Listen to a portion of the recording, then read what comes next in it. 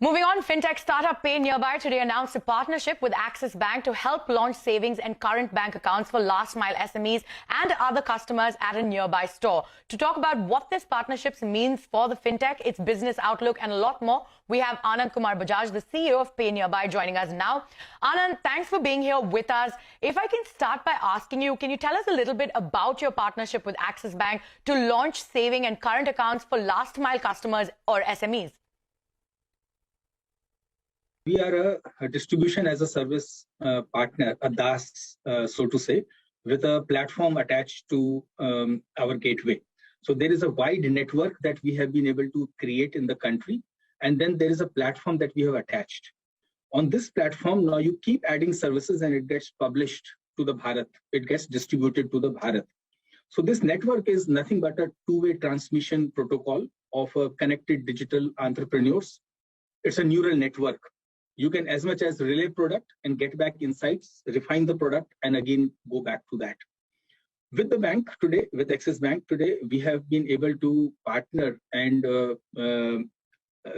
unveil the path forward for taking the high end of technology to the bottom of the pyramid.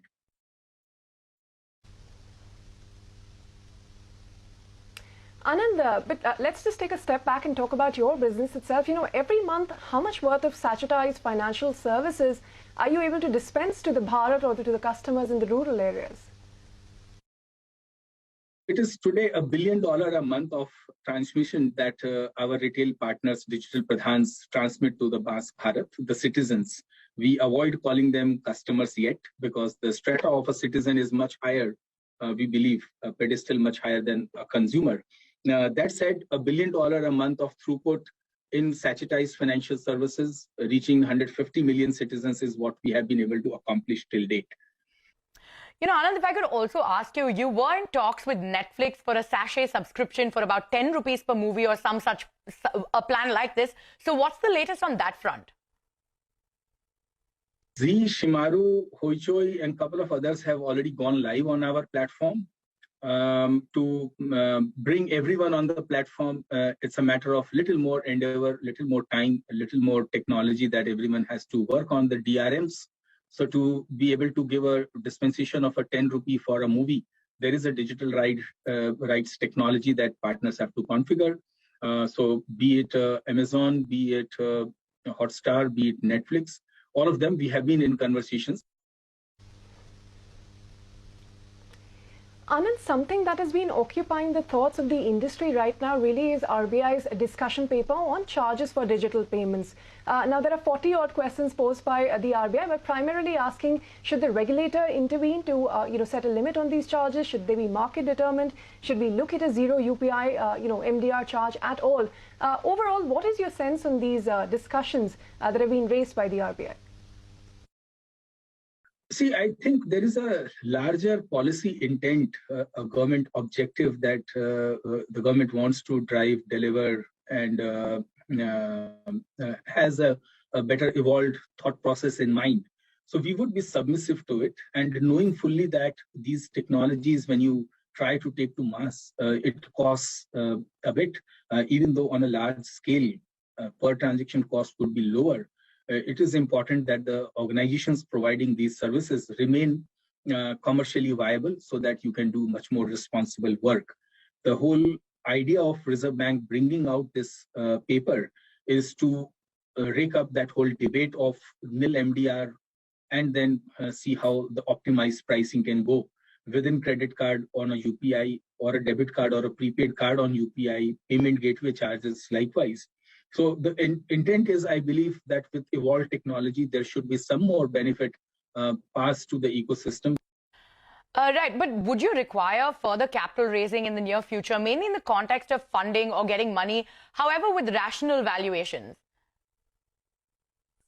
So if winter comes, spring is not far behind. Ritu, we have learned this, heard it all our childhood. And this is the moment. Winter won't last long. We are already in conversations with some good partners. This segment, with a linear progression that we have been able to demonstrate, with $1 billion of traction a month, I think the time to catapult and do the geometric progression is now. And we are in very, very interesting conversations with a couple of investors. Regarding valuation, I think it's a mindset. Unless the money comes in, what valuation do you command? It doesn't matter. But if you are able to co-create good value, then I think the IPOs reward the value creation. And we are cut for that. We certainly feel delighted that we have done all the hard work during the lockdown, and we say lockdown hai, slow down nahi. So we have built all the digital payment rails on our backbone. We have seeped into the hinterlands of Bharat. So all the tough work has been done. Now the good fun work of scaling in true sense beyond the 2% that we do at our outlet for 2% of the banking ATM withdrawals. We can add a zero on the right side meaningfully. Well put, Anand. There is perhaps the season change after the funding winter we've seen for startups. Thanks very much on that note for joining us here, Anand, and giving us your time. We have to take a short break on this note, but coming up on the other side, with an aim of bringing computer vision technology from science labs into the hands of people, Ashwini Asokan started View AI. Now we speak to her on the big AI and SaaS opportunity in India. Stay tuned for that.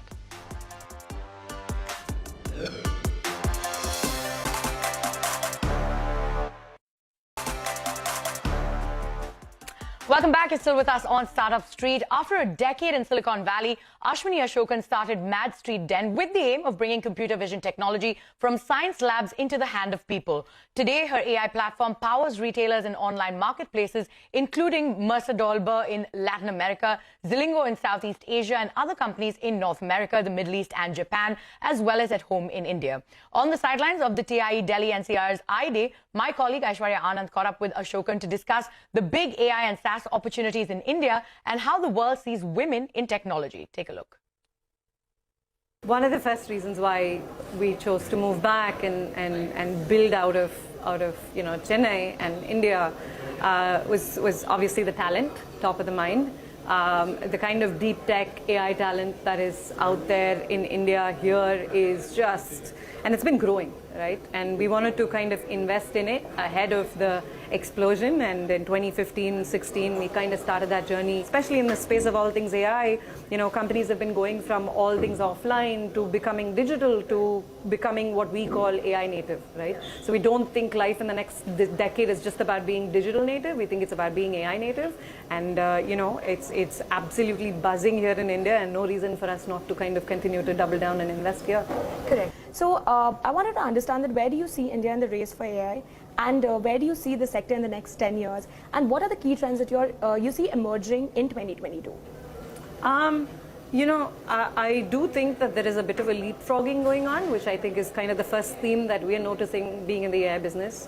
Companies that are still running on mainframe and largely just on legacy systems are not just replumbing to just take the next set of steps, but they're actually leaping straight into saying, let's just replumb our entire business bottoms up, right? And AI is being baked, and data systems and everything is being baked right into the fiber, into the DNA of these companies. So that is a big change we're seeing globally. But it also feels like a bit of a backlash coming out of the pandemic, and then immediately followed by the market crash. You're starting to see companies, and I think there was a lot of conversations about the new age companies that are coming up and adopting AI, but we actually see the activity with really old money and old companies and really large enterprises that have been around the block. India is poised to become the SaaS capital in the next few years.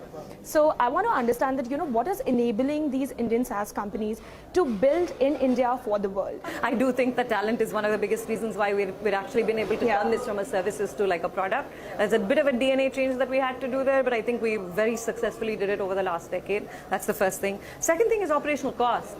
It is ridiculously expensive to maintain, build and grow organizations globally, right? In many, many countries. And I think in India, whatever said and done, the operational cost is you can't even compare it to what it means to actually build an organ. And that's starting to add up. It's finally showing up today, right? I think, and that matters because at the end of the day, your gross margins end up being ridiculously better than what you get to see, if you had to, build it elsewhere versus India. So I do think cost structures are definitely favoring us, being able to build this out of India. And it's not like labor is cheap. It's not like people are cheap anymore. I don't know if you've been in the market today, but it is not easy to go out there and hire talent. So it's not not like cheap talent. I think that perception has also changed, is that it's not, nobody's looking at it as just cheap talent or body problem. That's not how the SaaS industry or the enterprise industry is increasingly looking at India. And I think there's a big shift that's happened as well, right? When we started Math Street then, and in 2016, 17, we were hitting the market and kind of, there were no enterprise companies. I remember, sitting on sessions with Girish from Freshworks, and us talking about, hey, like enterprise, there aren't established playbooks for how you're going to sell sitting out of, founders sitting out And here in today we Chennai. have close to 18 unicorns in India. Yeah, like, unicorn or no unicorn, I think it's one of those things where, there's a lot of money being made, and a lot of new playbooks being made, and that is pretty much setting the stage for what's coming in the next decade. Now that we're talking about funding, you've also worn the hat of an angel investor now. You've invested in Signal, you've invested in Next Billion AI. So what is it that you look for in a startup when you're investing, and what kind of startups are you looking for to invest next into?